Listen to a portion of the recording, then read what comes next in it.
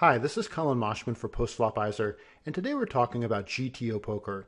If you've heard about GTO, Game Theory Optimal Strategy, but find it confusing, then don't worry, you're in the right place. The goal of GTO is to make it so your opponents can't exploit you, and for the first time, there's a simple way to see the Game Theory Optimal way to play your hands with Postflopizer, a new GTO solver for players who are beginners in GTO all the way up to seasoned pros. It's created by the same team that brought you ICMizer and MTT Coach and will allow you to identify leaks in your game, see the math underpinning your hands, and improve your overall results. So let me show you exactly how to do this. Step one is simply to put your hand in the program, and that's going to be easiest with quick mode, so let's start there. Here we can toggle easily between settings, so we're going to choose a full ring situation, and we're going to make ourselves under the gun. The big blind defends. We can change the effective stack, put in any stack we want. For now, we'll keep it at 100 blinds, and we'll keep it as a single raised pot. We can also do 3-bet or 4-bet. And the first thing we need to do is put players on a range. So let's begin with the big blind. Remember that we never know what hand our opponent has. We need to put them on the full range of hands consistent with his pre-flop actions. So here I'm going to click on Big Blind. We can give him any range, and we can also exclude whatever hands we want. We can include hands, and we can save ranges. So I've saved this Big Blind defend range that assumes he's going to 3-bet some of the premiums, and this is what we'll put him on. Now for us, even though we're always dealt one specific hand, Postflopizer encourages us to think in ranges and will tell us how to play our entire range. It needs that info in large part too, because how big your range is will influence what you're supposed to do with specific hands in that range. And we'll see that concept more as we progress with this tutorial. So for UTG, we have a UTG 9-handed saved range. I'll select that. Now before doing the calculation, I just want to quickly show in advanced mode. This is going to allow us, if we want, to put in for dead money by changing the total pre-flop pot. And we can also modify the game tree. Game tree just means all allowable actions. So right now, each player, when they bet or raise, can choose a sizing of 60% of pot. And this is going to be a very nice default to start with. But if you want, you can also add in more sizings as another option. Delete them, and preview the game tree, which you can do at the bottom. So this simply shows that once the flop is dealt, OOP, which is going to be the big blind out of position, can check or bet. If he checks in position bets, this will be the under the gun player. So these are all possible, all allowable actions. So now we'll go ahead and we'll do the calculation. And here we go. Now the first thing we see is the EVs, which is going to be the theoretical share that both players have of the pre-flop pot based on each player's range, their positional advantage or disadvantage, and their strategy. So UTG has a tighter range, he's got position, and he does very well on this dry ace-high flop. Now once the flop is dealt, we're going to see a really interesting result right away, which is that the big blind is never supposed to donk bet. He checks 100% of his range. Now, once he does check, what is UTG supposed to do? If we want to find out the answer to that question, all we have to do is click here, and voila. So now we see a nice table that's going to show this. So any hand here that shows up in orange means we're supposed to bet, green means we're supposed to check, and then a mix means some mix of betting and checking. So for example, with pocket fives, we see that we're mainly going to be betting this hand, but occasionally the strategy is to check. And you can also look at how these results compare to your intuition. So for example, with pocket kings, this is a way ahead, way behind situation. A lot of the time we're going to have our opponent pretty crushed. If he has an ace, then he has us in pretty bad shape. So we might expect to check that hand, and the program does verify that that's what we're supposed to do. Another way to interpret these results is on the right-hand side. So here, all of the hands are going to be broken up in terms of the category that they are and what we're supposed to do. And we see that our betting range, so we're mainly going to be c-betting here, and the hands we do c-bet are going to be polarized. And what I mean by that is that if we have a very strong hand, so here are the sets, and we're pretty much always supposed to bet those. Same with two pair, very strong top pair hands. And we're also supposed to bet a lot of the time when we have missed. So with ace high, we've missed, we're usually going to bet those hands. And the kind of hands that we're checking back are going to be weaker one pair hands, which have the highest proportion of checks. Clicking around, we can also see the equity that all these hands have against our opponent's range. So, for example, here with pocket fives, some of the time we're going to have the best hand, but even then our opponent will have a lot of outs. So we have under 40% equity or under 40% winning chance against this entire range. We can also see the EV for the hands as a whole by clicking here. And another cool feature is if we go OOP plus IP, we have a comparison. On the left, we have what the big blind's supposed to do and his strategy. On the right, we have UTG. And we can look at every single hand combo here in table. So one thing that's cool, for example, about these hand combos is a lot of the time it doesn't matter very much. So for example, here there's no possible flush draw, but even in a situation like that, should we be more likely to bet or check if we have a backdoor flush draw? So you might say, well, clearly with a backdoor flush draw, we should bet more often because we have higher equity. Or you might say, well, we should check back because we really don't want to get check raised off our hand. And we can solve questions like that. So let's go to King Jack suited. So in this case, the only combo that does not have a backdoor flush draw is going to be clubs. And King Jack of clubs is going to be the one that we bet least often. So we see a little bit to the right and below. With King Jack of clubs, we still bet the majority of the time, but less frequently. So that's a very cool way to look at the impact here of a backdoor draw. So having seen this, what are we going to do here from the big blind's perspective facing c-bet? So in order to do that, all we do is we click a little bit further in the game tree. So we click on bet 3.6. So here the flop is dealt, and then we have a check from the big blind, UTG bets, and now we have the response of the big blind. So what should he do? And we see that, first of all, he's folding most of the time. When he does continue on, he's doing that primarily with calls. And we can look at any of these ranges in more detail. So similarly to the UTG player's c-betting range, the player in the big blind is supposed to be check raising a fairly polarized range. So if he is a set to pair, he's mainly going to be check raising those. And he's also going to be check raising some proportion of his total air. And so here is his full response facing c-bet. So you can click around anywhere you want in the game tree. And you might say, well, what about, the late streets? This isn't just a total flop game. So let's go ahead and demonstrate that. So we have a bet of 3.6, we have a call, and now we have to specify the turn. So let's keep this King of Clubs turn for a second. And the first thing is that we're going to see the big blind again has no donk betting range at this point in the hand. He's supposed to always check.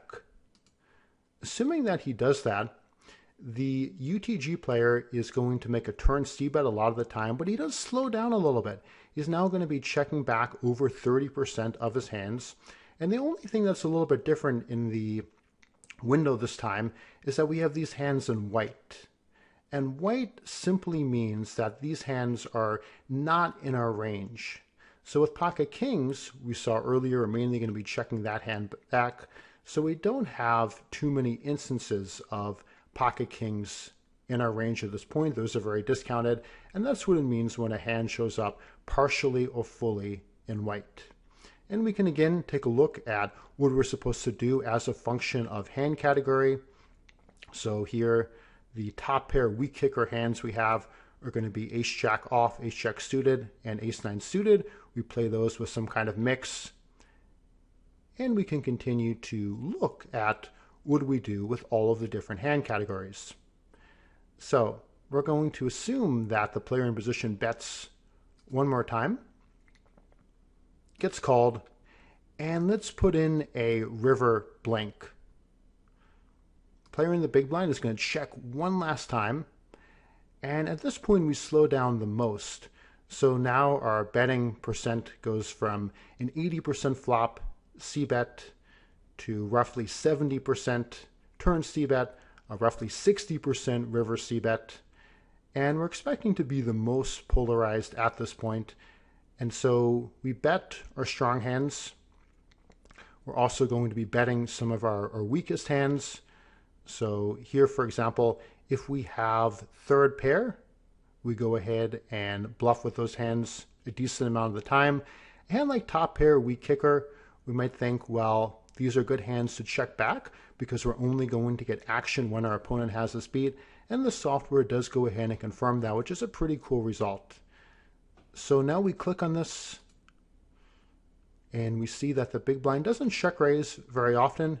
He's going to be calling with his strongest hands, raising with the strongest hands, calling with his showdown value hands, folding the rest, and we see that full breakdown in the hand chart to the left, as well as the made hand strategy on the right.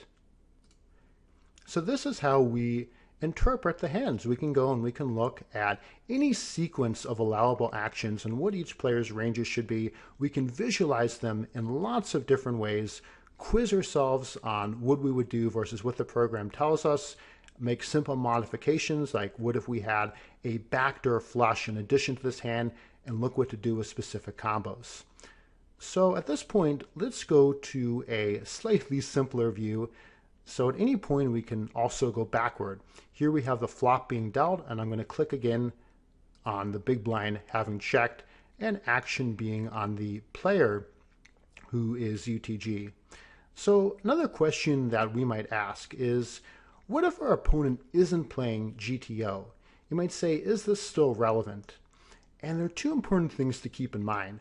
One is that the GTO player has the edge against someone playing a different strategy. Your opponent does not need to be playing GTO for you to have the edge against him by following a GTO strategy. Now the other thing is that we can actually use Postflopizer in a really cool way, which is to change things around and see what happens if we put in a different strategy for our opponent based on the reads that we have and what we know about him. So here, for example, we have the big blind having no donk bet range. He's always supposed to check. But let's say we think that he's going to do something a little bit different. We know that this is a literal player. When he connects well, he usually just goes right ahead and bets. Well, we can give him a donk betting range and see how that impacts our strategy. So I'm going to click Edit Strategy, and I'm going to say that right now these hands are all in green. This means he's supposed to check all hands. But now I'm going to paint in as bets any time that he's flopped the ace, as well as other strong hands, which is pretty much just going to be sets. So this is his new range, and now I'm going to click Apply and Calculate. Right away, we see that the big blind's EV has decreased. He's now pursuing a suboptimal strategy, and his EV has gone from, I think it was 1.2 to now it's under 0.8. And the other thing we can do is see how this impacts our strategy. So let's suppose that he donk bets. Well, what should we do? And the answer here is that a lot of the time we should just fold. So our folding range is in purple, and we talked about pocket kings before. Well, now pocket kings, even though this hand we saw had almost 70% equity against our opponent's range, because our opponent's donk betting range is so strong, we just go right ahead and fold the pocket kings. So we also have a raising range where we're raising a lot of our very strong hands. Some hands we continue on and head to a turn. So we can see exactly what we do when he donk bets. Now, if we go back here and we assume he checks, we might think that the option is that we should bet more, we should bet less. And the answer is we actually bet any two cards in our range, because his range is now so weak, given that he checked, that we can go ahead and fire with absolutely everything. So we get to see our best response to his edited strategy.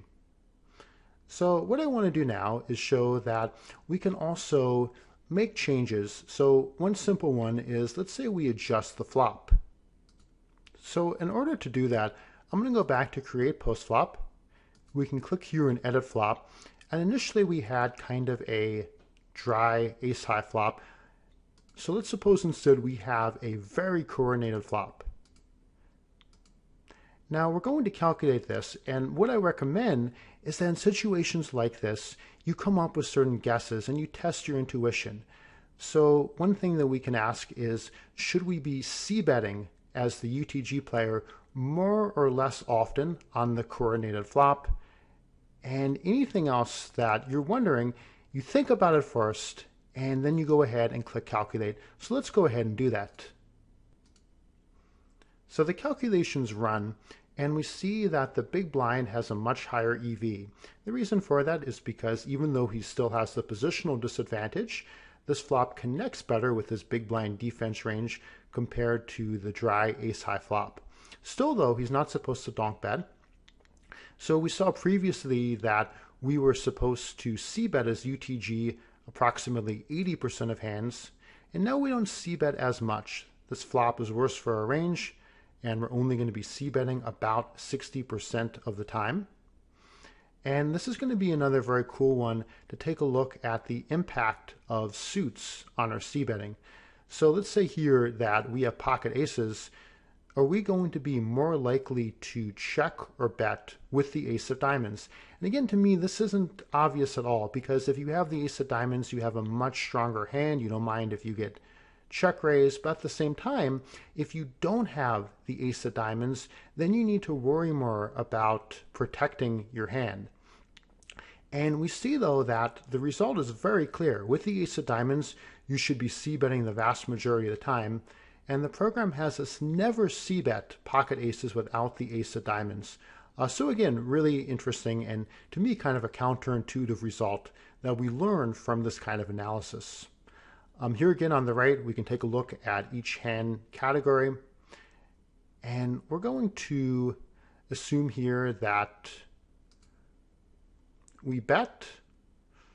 Our opponent is again going to fold, call, and raise with some mix that is very much against raising. He's not supposed to check raise all that often, possibly because of the stack depth. And that's another thing. So you might say, well, what about a 25 blind? Should he be raising a lot more because position is less important? So these are great ways to play around with the input and see how that's going to affect the output.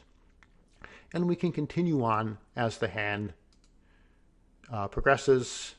Give, for example, a turn ace, a turn blank, a turn that puts forward to a straight flush out there, and finish on with the hand to look at both players' strategies. So that's going to be the key way that we use Postflopizer to analyze the GTO solutions to your hands, giving you the ability to level up your game and have the greatest possible edge against your opponents with this powerful tool. Thanks for watching. This has been Collin Moshman for Postflopizer.